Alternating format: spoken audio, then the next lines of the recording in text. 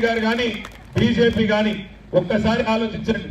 ఏం జరిగింది దేశానికి వీళ్ళ వల్ల ఆలోచించవలసిన అవసరం ఉన్నది. ఒక దిక్కేమో 100 రోజుల అబద్ధం, మరొక దిక్కేమో 10 ఏళ్ల నిజం మీ కళ్ళ ముంగట్నే ఉన్నది. కేసీఆర్ ఇచ్చిన రైతు బంధు మీ కళ్ళ ముంగట్నే ఉన్నది. కేసీఆర్ 12 లక్షల మందికి చేసిన ఆడపిల్లలకు చేసిన పెళ్లిళ్లు మీ కళ్ళ ముందే ఉన్నాయి. 14 లక్షల మంది ఆడబిడ్డలకు ఇచ్చిన కేసీఆర్ కిట్లు మీద కళ్ళ ముంగట్నే ఉన్నాయి. 46 లక్షల మందికి ఆసరా పెన్షన్లు ఇచ్చి 200 నుంచి 2000 రూపాయలు చేసింది కూడా మీ కళ్ళ ముంగట్నే ఉన్నది. ఇట్లా చెప్తూ పోతే ఎన్నో కార్యక్రమాలు 10 ఏళ్లలో మనం చేసుకున్నాం. హైదరాబాద్ నగరాన్ని సర్వాంగ సుందరంగా తీర్చిదిద్దుకున్నాం. చేవెళ్ల పార్లమెంటు నియోజకవర్గంలో మా కాళే యాదయ్య గారి నియోజకవర్గంలో షాబాద్ లో బ్రహ్మాండమైన పరిశ్రమలను కూడా నెలకొల్పుకున్నాం. వికారాబాద్ ను జిల్లా చేసుకున్నాం. వికారాబాద్ లో ఇవాళ కలెక్టర్ ఎప్పటి నుంచో వికారాబాద్ ప్రజల కళ దాన్ని నెరవేర్చింది కేసీఆర్ గారు. ఇక్కడ ఉండే గిరిజన సోదరులు ఎంతో మంది ఎన్నటి నుంచి అడుగుతున్నారు మా తాండాల మా రాజ్యం ఉండాలని, దాన్ని కూడా నెరవేర్చింది కేసీఆర్. ఇట్లా నేను చెప్పమంటే ఇంకో గంట సేపు చెప్తా గానీ ఎండ బాగున్నది, మీరు కూడా బేజారైతారు, ఎక్కువసేపు చెప్పా. ఇంకొక మాట కూడా మా యాదన్న యాద్ చేస్తున్నాడు. 111 జీవోను కూడా అందరు చెప్పిన వాళ్ళే గానీ ఆఖరికి ఎత్తేసింది కేసీఆర్ అనే మాట యాద్ చేయమని చెప్పి మా యాదయ్య గారు చెప్తా ఉన్నారు. ఒక 111 జీవో, ఒక్క మంచినీళ్ళు ఇచ్చుడు, రైతులకు రైతు బంధు ఇచ్చుడు కాదు, చెప్తే ఇంకో గంట చెప్పొచ్చు. అదే ఈ రోజు బీజేపీ వాళ్ళు తిరుగుతున్నారు. ఏం చేసిండ్రు నాయన? 10 ఏళ్ళు మీరు ప్రభుత్వంలో ఉండి దేశానికి ఏం చేసిండ్రు, తెలంగాణకి ఏం చేసిండ్రు, మా చేదళ్ళకి ఏం చేసిండ్రు చెప్పి ఓటు అడగవయ్యా అంటే చెప్పేందుకు ఏం లేదు. వాళ్ళు అనేది ఒక్కటి జై శ్రీరామ్. ఏమనంటే జై శ్రీరామ్ తప్ప ఇంకేం లేదు. ఏం చేసిండు మోడీ గారు, ఏం చేసిండు భారతీయ జనతా పార్టీ ప్రభుత్వం మా చేవెళ్లకు మా తెలంగాణకు? ఒక్క కళాశాల ఇచ్చినవా, ఒక్క పాఠశాల పెట్టినవా, ఒక్క గుడికి పైసలు ఇచ్చినవా, లేదా ఒక్క ప్రాజెక్ట్ కు జాతీయ హోదా ఇచ్చినవా అంటే చెప్పే ముఖం లేదు. కానీ జై శ్రీరామ్, శ్రీరాముడితో మనకు పంచాయతీ లేదు. రాముడు బీజేపీ ఎమ్మెల్యే కాదు, ఎంపీ కాదు. శ్రీరాముడు అందరి వాడు, అందరికి దేవుడే. శ్రీరాముడు రేపు బీజేపీ ఓడిపోయినాక కూడా రాముడు మంచిగానే ఉంటాడు, రామునికి ఏం కాదు. రామునికి ఏమి కాదు, బీజేపీ ఓడిపోయినా రామునికి ఏం ఫరక్ పడదు. నేను మిమ్మల్ని దండం పెట్టుకోలేదు ఒకటే, మతం పేరుతో రాజకీయం చేయడం, మతం అడ్డం పెట్టుకొని ఇవాళ ఓట్లు దండుకొని ఎంపీలుగా గెలవాలనే ప్రయత్నం చేస్తున్న భారతీయ జనతా పార్టీకి కూడా బుద్ధి చెప్పవలసిన బాధ్యత మన మీద ఉన్నది. ముఖ్యంగా మా ఆడబిడ్డలు ఎవరైతే తరలి వచ్చిండ్రో మిమ్మల్ని నేను కోరుతా ఉన్నా, ఆలోచించండి. మోడీ గారు ప్రధానమంత్రి అయినప్పుడు 2014లో సిలిండర్ ధర ఎంత? 400. ఈ రోజు ఎంత సిలిండర్ ధర? 1200. మోడీ గారు ఆనాడు 2014లో భారతదేశానికి ప్రధానమంత్రి అయినప్పుడు మన దగ్గర డీజిల్ పెట్రోల్ దొరకది, మన దగ్గర ముడి చమురు దొరకది. భారతదేశంలో ముడి చమురు మనం బయట దేశాలకు వెళ్ళి తెచ్చుకుంటాం. క్రూడ్ ఆయిల్ ధర మోడీ గారు 2014లో ప్రధానమంత్రి అయినప్పుడు ఒక్క బ్యారెల్ కు $100 ఉండే 10 ఏళ్ల కిందట. ఇవాళ ఒక్క బ్యారెల్ ధర $16 తగ్గింది, $84 అయ్యింది. 10 ఏళ్లలో క్రూడ్ ఆయిల్ ధర తగ్గింది.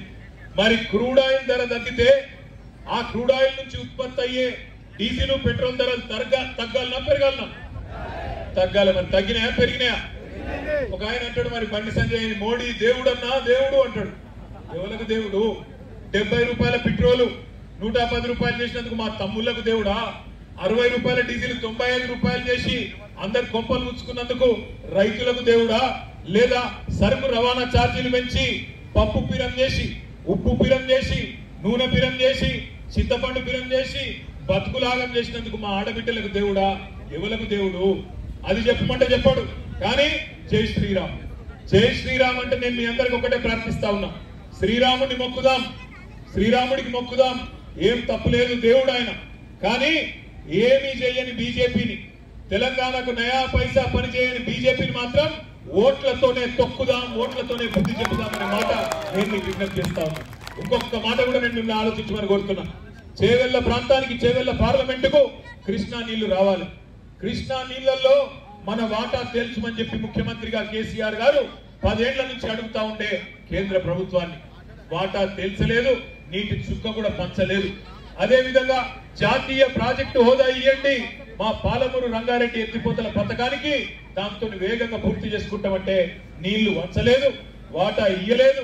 కనీసం జాతీయ ప్రాజెక్టు హోదా కూడా ఇయ్యకుండా సతాయించినోడు ఇదే బీజేపీ ప్రభుత్వం. 10 ఏళ్లకెళ్ళి ఏ ముఖం పెట్టుకొని చేవెళ్లలో ఇలా ఓట్లు అడుగుతున్నారు విశ్వేశ్వర రెడ్డి అనే మాట నేను అడుగుతా ఉన్నాను। आखिरी में मैं यही बोलना चाहता हूं, हमारे जितने भी भाई बहन हैं, आप तमाम भाइयों से बहनों से एक ही गुजारिश करना चाहता हूं, अगर तेलंगाना में आज अगर बीजेपी को रोकने का किसी में दम है तो सिर्फ और सिर्फ केसीआर साहब में और बीआरएस पार्टी में। अभी हाल ही में जो असेंबली इलेक्शन हुआ, आप सोचिए एक मिनट के लिए, किसने हराया बंटी संजय को? किसने हराया बंटी संजय को? बीआरएस। किसने हराया धर्मपुरी अरविंद को? किसने हराया ईटेला राजेंद्र को? किसने हराया रघुनंदन राव को? किसने हराया स्वयं बाबूराव को? और किसने डराया किशन रेड्डी को कि वो कंटेस्ट भी नहीं करे? बीआरएस। अगर किसी में दम है बीजेपी को रोकने का तो सिर्फ और सिर्फ बीआरएस में है। చేవెళ్ల కాంగ్రెస్ పని ఎప్పుడో అయిపోయింది।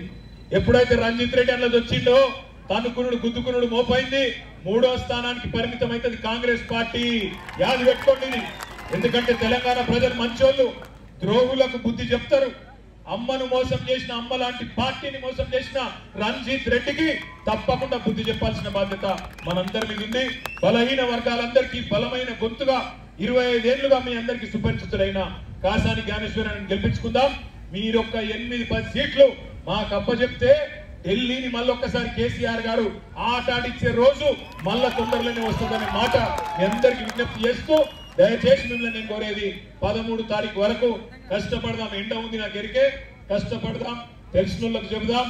బలహీన వర్గాల ముద్దు బిడ్డ జ్ఞానేశ్వరన్నకు సంబంధించిన కారు గుర్తు మీద ఓటేసి బంపర్ మెజారిటీతో గెలిపించుకుందాం। చేవెళ్లలో మళ్ళీ రాబోయే రోజుల్లో కలుసుకుందాం అని చెప్పి తెలియజేస్తూ, నాకు ఇంకా 2-3 మీటింగ్లు ఉన్నాయి, మీకు కూడా ఎండ కొడుతుంది తెలుసు, అందుకే మళ్ళా కలుసుకుందాం।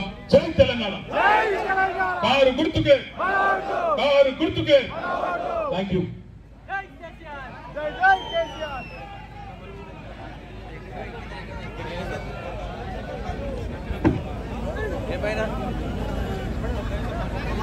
Hello hello